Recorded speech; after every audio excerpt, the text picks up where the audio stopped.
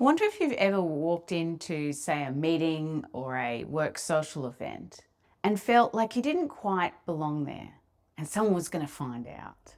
Everyone seems to be up on information that you don't have. You feel like you've entered a play halfway through and you don't quite know who the characters are. And it's a really uncomfortable feeling. Maybe it sits badly in your stomach and you can't take the food that they're offering around to everyone else. I want to talk about that feeling of not quite feeling like you belong, where it's coming from, and what we can do about it.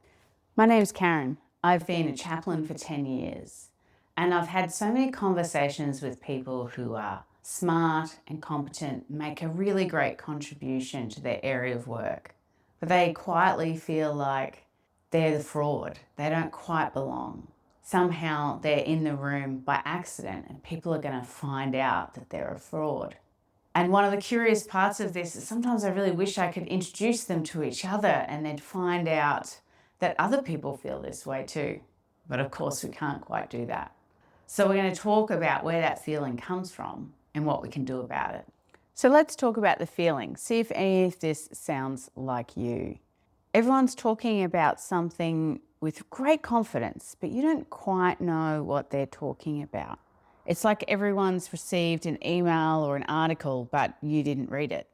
But you suspect that's not true. Maybe you walked in late on purpose, hoping to just join a conversation. But as you did so, you didn't feel like you were really welcome at any of the little circles that had formed.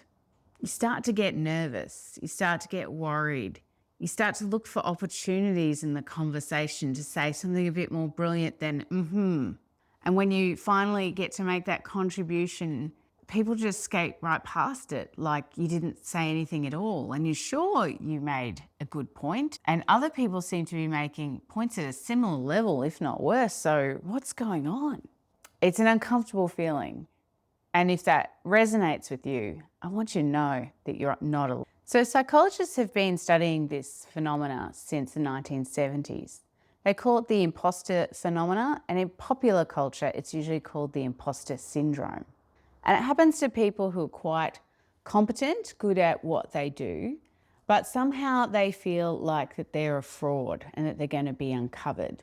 See if you can imagine you're at a meeting or probably more work social event and someone brags that they've got 5 or 6 years in the industry and you're suitably impressed.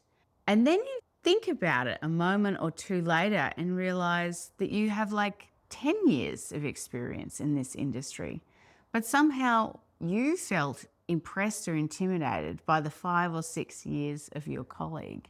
That's the kind of weird feeling we're talking about, where somehow everything that you've done or accomplished, you feel is somehow lesser or doesn't measure up to the accomplishments of others that may be of the same level or even a lesser level than yours.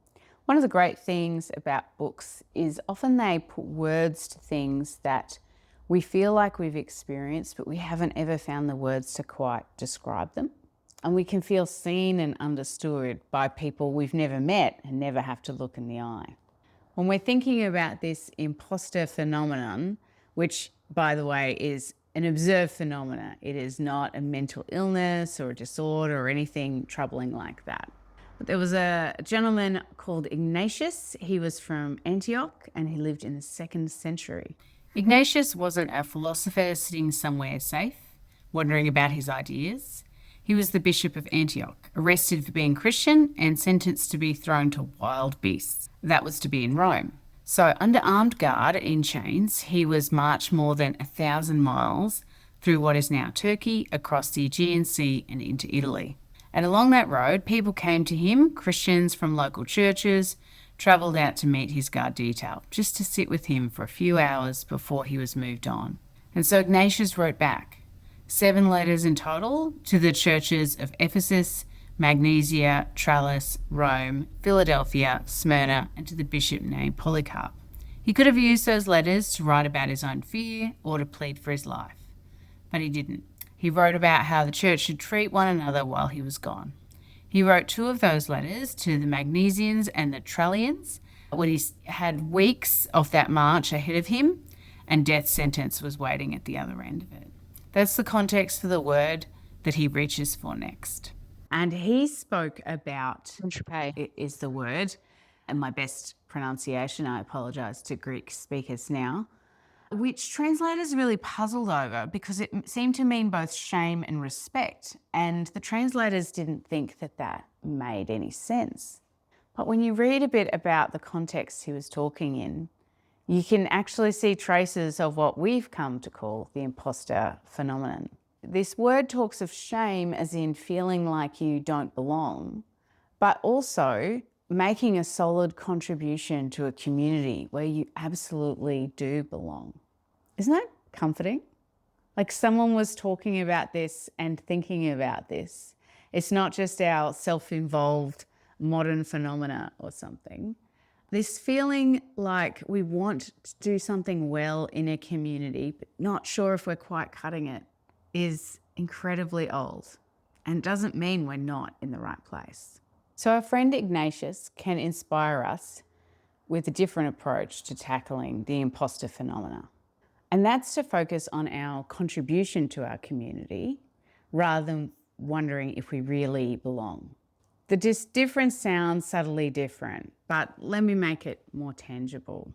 Spending more time worrying about how we improve our credentials, certificates on the wall, or dressing to impress like everyone else isn't going to help that much. It might help a little bit with confidence, so go ahead.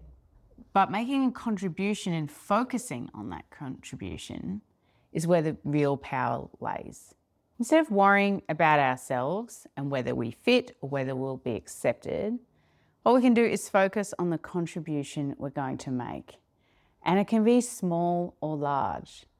We could focus on presenting some new information or offering genuine help to people who need some mentoring or some orientating around their particular area of work. Or even we could focus on what apparently looks like small things, like helping the event organisers or someone who doesn't quite know their place with a practical task, or getting to know people, introducing them.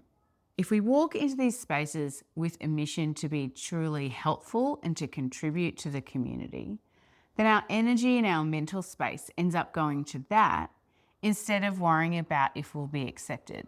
And then that has a positive snowball effect.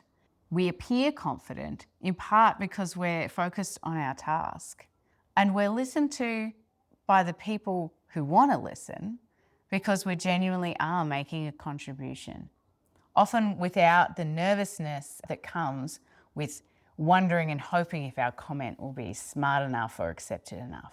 Even as you're thinking about the contribution that you might make to your field of endeavour or even just the meeting that you're going to, I encourage you to know and appreciate that beyond your contribution, you are enough, just as a person, a valuable person being in the room and showing up.